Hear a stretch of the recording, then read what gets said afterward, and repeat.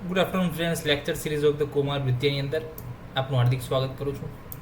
Next lecture છે દુષ્ટ સ્તન્ય જનન વ્યાધિ, એટલે કે એવું દુષ્ટ સ્તન્ય કે જે વિસિએટેડ છે એવું બ્રેસ્ટ મિલ્ક જે છે બેબીને જો આપવામાં આવે તો બેબીની અંદર શું છે, વિવિધ પ્રકારના રોગો ઉત્પન્ન થાય છે. અને વિવિધ પ્રકારના રોગો જે છે એ હેડિંગ હેઠળ આવે છે કે દુષ્ટ સ્તન્ય જનન એટલે કે ઉત્પન્ન થાય છે. દુષ્ટ સ્તન્યના કારણે જનન એટલે કે ઉત્પન્ન થનાર વ્યાધિ, એને શું કહેવાય? દુષ્ટ સ્તન્ય જનન વ્યાધિ. ફર્સ્ટ ડિઝીઝ છે એની અંદર કુકુણક. તો કુકુણકનો અભ્યાસ અહીંયા તો આવશે જ, સાથે સાથે શાલાક્ય તંત્રની અંદર જે છે ફોર્થ યરના ફાઇનલ યરના એની અંદર સિલેબસની અંદર પણ કુકુણકનો અભ્યાસ જે છે આવે છે. કુકુણક is a specific type of inflammation disease of the eye. એટલે કે સ્પેસિફિક પ્રકારનું શું થાય છે? ઇન્ફ્લામેશન થાય છે. સીન ઇન મોસ્ટલી ક્ષીરપ અવસ્થા, એટલે કે ક્ષીરપ અવસ્થા દરમિયાન આ ડિઝીઝ જે છે જોવા મળે છે. પાયોનિયર ઓફ કુમાર વૃત્ય અકોર્ડિંગ ટુ ડિઝીઝ એક્સ શિરદોષા, એટલે કે કુમાર વૃત્યના જે પાયોનિયર જે છે એમને શું કીધું છે કે આ ક્ષીરના દોષના કારણે થતો રોગ છે. એમને કીધું કે આ દોષ જે છે, આ ડિઝીઝ જે છે એ ક્ષીરના દોષના કારણે થાય છે. નિદાન શું છે? તો યદા માતા કુમારસ્ય મધુરાણી નિષેવત મત્સ્ય માસ પયસાક નવનીત તથા દતિ, એટલે કે જ્યારે માતા અને કુમાર બંને મધુરાણી નિષેવત મધુર અન્નનું સેવન કરે છે, મત્સ્ય માસ પય શાક નવનીત તથા દધી, આ બધી વસ્તુઓનું સેવન શું કરે છે? અતિ પ્રમાણમાં જ્યારે કરવા માંડે છે માતા અને કુમાર બંને, ત્યારે શું થાય છે? આ ડિઝીઝ થવાની શક્યતાઓ વધારે રહે છે. Plus sleep after immediately meals, એટલે કે જમ્યા પછી તરત જ બાળક જો સૂઈ જતું હોય અને દંતોત્પત્તિજન્ય, એટલે કે બાળકને જ્યારે દાંત આવવાના શરૂ થાય છે તે સમયગાળાની અંદર શું છે? આ કુકુણક નામનો વ્યાધિ આંખની અંદર થવાની શક્યતાઓ ઘણી બધી રહેલી છે. એટલે નિદાનની અંદર જોઈએ, કોઝની અંદર જોઈએ તો કે માતા અને કુમાર બંને જે છે મધુર અન્નનું સેવન વધારે કરે, અથવા મત્સ્ય માંસ પય એટલે કે દૂધ, શાક નવનીત એટલે કે માખણ, દહીં, આ બધી વસ્તુઓનું જે સેવન જે છે વધારે પ્રમાણમાં જો માતા અને કુમાર બંને કરે અને ભોજનના તરત જ બાદ જો બેબી સૂઈ જાય અને દંત ઉત્પન્ન થતા હોય એ સમયગાળાની અંદર આ વ્યાધિ થવાની શક્યતાઓ વધારે રહેલી છે. હવે આ રોગની અંદર સિમ્ટમ શું જોવા મળે છે એના વિશે વાત કરવી છે આપણે, ક્લિનિકલ ફીચર વિશે વાત કરવી છે. તો અભિક્ષણમ અસ્રસ્રવતે ન ચ ક્ષિવતી દુર્મના, એટલે કે વારંવાર અભિક્ષણમ એટલે કે વારંવાર, અશ્રમ એટલે કે સ્રાવ થાય છે, ન ચ ક્ષિવતી દુર્મના, છીંક આવતી નથી, દુર્મન એટલે કે મન જે છે આપણું કોઈ એક કાર્યની અંદર લાગ્યું રહેતું નથી. બેબી જે છે સતત રડ્યા કરે છે, એનું મન કોઈ એક વસ્તુની અંદર લાગતું નથી. નાસિકા પરિમૃદનાતી, અને બાળક જે છે એના નાકની તરફ વારંવાર હાથ ફેરવે છે. કર્ણ વાંછતી દુઃખિત, કર્ણ એ જે છે અડે છે વારંવાર, અને અડવાના કારણે કર્ણને વારંવાર શું થાય છે? ત્યાં આગળ બેબીને પેઇન થાય છે. વારંવાર બેબી કોઈ જગ્યાએ જો અડતું હોય, કોઈ જગ્યાએ હાથ લગાવતું હોય તો તે જગ્યાએ જે છે પેઇન થતું હોય, અથવા તે જગ્યાએ કોઈ પણ પ્રકારની પેથોલોજી હોય એ શક્યતાઓ રહેલી છે. અને તે આપણે આગળનો એક અધ્યાય આવશે વેદના અધ્યાય, બેઝ ઓફ ધ કુમાર વૃત્તિની અંદર આપણે સારી રીતે સમજશું કે બેબી એવા કયા કયા જે છે સાઇન બતાવે છે જેના કારણે આ ડિઝીઝ હોઈ શકે છે. તો કુકુણકની અંદર આ જે છે બે સિમ્ટમ કે નાસિકા પરિમૃદુનાતી, એટલે કે નાક તરફ હાથ ફેરવે છે બેબી, કર્ણ વાંછતી દુઃખિત, અને કર્ણને વારંવાર બેબી અડે છે, અને એને શું થાય છે? અહીંયા પેઇન થાય છે એટલા માટે અડે છે. પ્લસ લક્ષણની અંદર બીજું કીધું છે કે લલાટ અક્ષિકૂટમ ચ નાસા ચ પરિમર્દતી, લલાટ, અક્ષિકૂટ, નાસા, આ બધું શું થાય છે?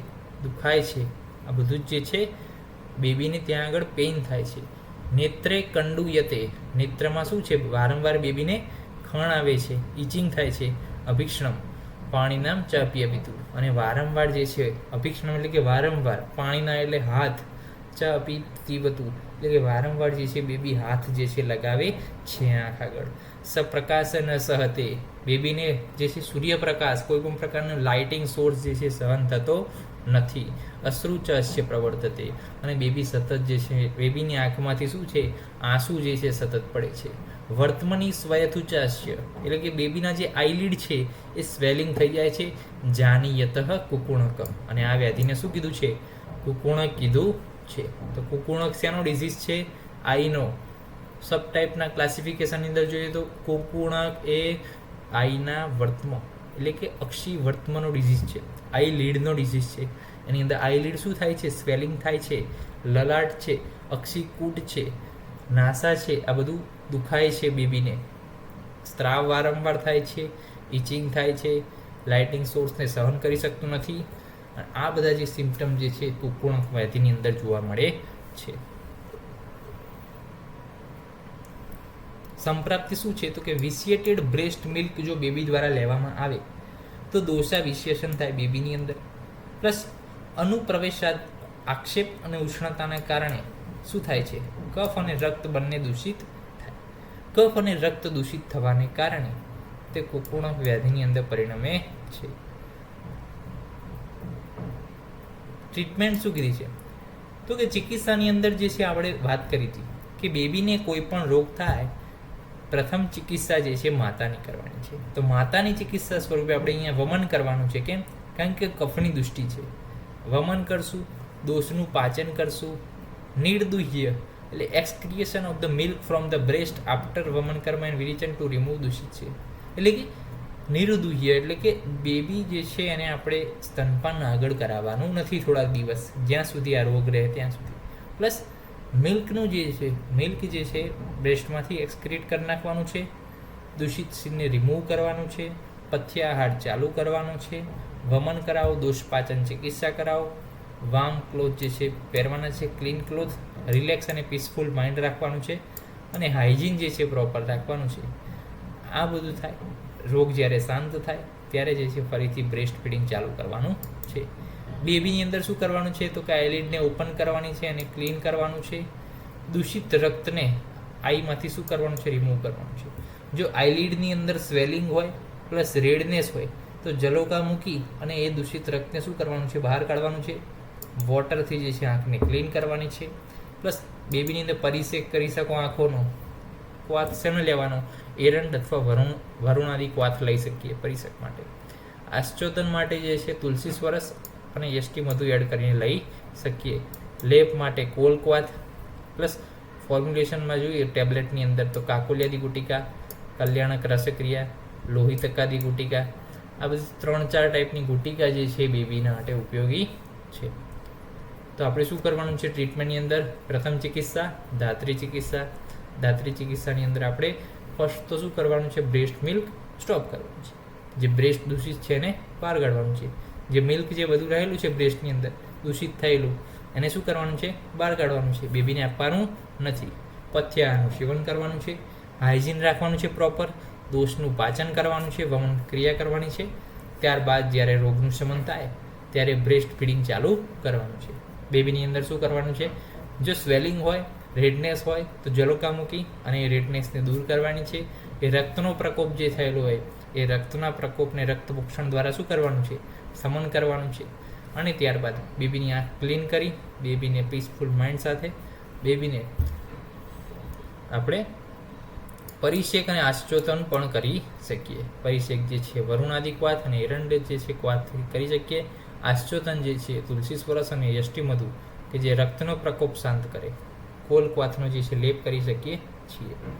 નેક્સ્ટ લેક્ચરમાં મળીશું. ત્યાં સુધી રિવિઝન કરો. કુકુણક વ્યાધિ બહુ મોસ્ટ આઈએમપી છે. દુષ્ટ સ્તન્યજન્ય વ્યાધિમાંથી વધારેમાં વધારે પૂછાતો જો વ્યાધિ હોય તો કુકુણક છે. અને 4th યરની અંદર પણ રિપીટ થવાનો છે. તો અત્યારથી જ કોન્સેપ્ટ ક્લિયર કરો. આનું મોડર્ન કોરિલેશન છે ઓપ્થેલ્મિયા નિયોનેટરમ, એના વિશે પણ આપણે અભ્યાસ કરીશું.